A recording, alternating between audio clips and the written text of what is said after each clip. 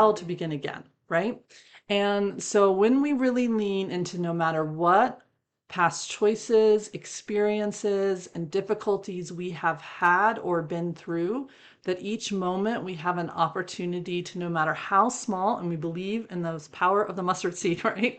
To move the mountain, that no matter how small that is, that we can really truly start to create a new cause and effect, break free from the old karmic weights and burdens, and step into a new version of manifestation with ourselves, with our lives, with whatever goal it is that we're up to, right? It takes new questions. Again, like when I talked about that system of our four bodies, it's closed. If we're just going with our body, it's our biology is a reflection of our biography, is what Carolyn Myss teaches. And she is a mystic and a teacher in the intuitive healing arts field and also in the spiritual development field.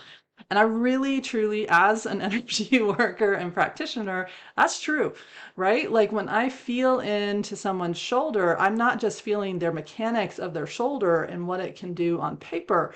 I'm feeling into their responsibilities, their weights, their fears, their burdens that are working with them, right? The ways in which they feel like they cannot let something go, that they are stuck, hung with these things and available to them, and they can't put them down, right? So that's very much in there. And so to bring something new in, our mind only works on what's already in there. It just regurgitates the same things, projects into the future off of experiences of the past, and that's just the way the mind works.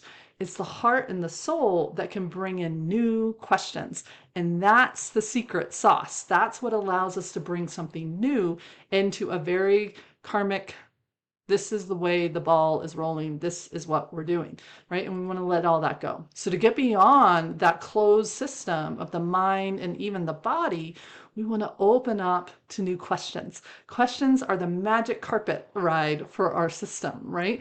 And the questions are, what will bring me balance right now? That's a beautiful question to ask ourselves at any moment where we feel ourselves out of balance, right?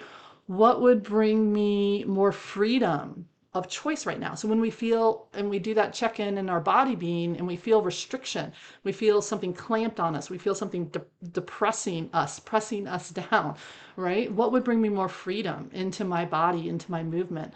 If my mind feels disillusioned and disappointed and it's stuck in a story, this can happen for others, but not for me. What's one choice that will start to shift that and bring me into more freedom of my thoughts right now, right? What's one action, one doing thing I love to do that will help to bring me more comfort and support and the light right now? So if I'm seeking and feeling I want support and I have a habit that like gives me that support, but it's destructive to me, can I pause and say, what's one thing in the light that would bring me support right now? Hand over heart, maybe take a breath, maybe go outside, put my feet, in a sunny spot so that it feels good. Maybe it's to call and text a friend. Maybe it's to, take a little walk with my animal companions. Whatever it is, listen to a song that supports a new thought and thing. Whatever that is that might just bring you one step closer, just a little one, maybe big, but we're going for just a little. If we get more than that, that's like a cookie from the universe, and I go, wow, high five, right? What's one action that I can take right now that will set me up for something that's in greater alignment with who I feel I am, what I feel my heart and my soul guiding me to, and honoring the old way that I don't want to keep feeding anymore, right? So what will bring me joy right now? What will help me cultivate greater joy right now, in this moment, and in the future?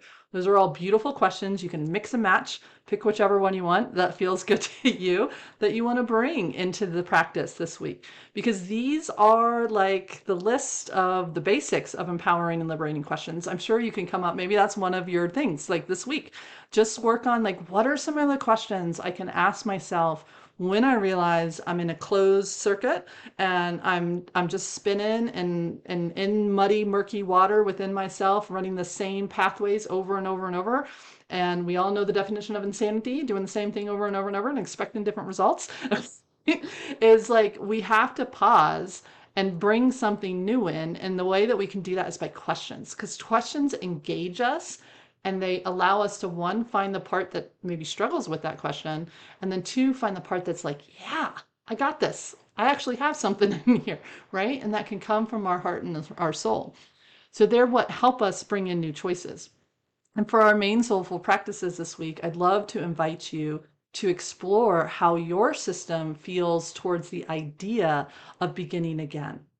Even if we've experienced loss, difficulties, harm, illness, that we feel has caused us to get off track, separated us with that ocean of in between us in some way, does it believe that we can begin again?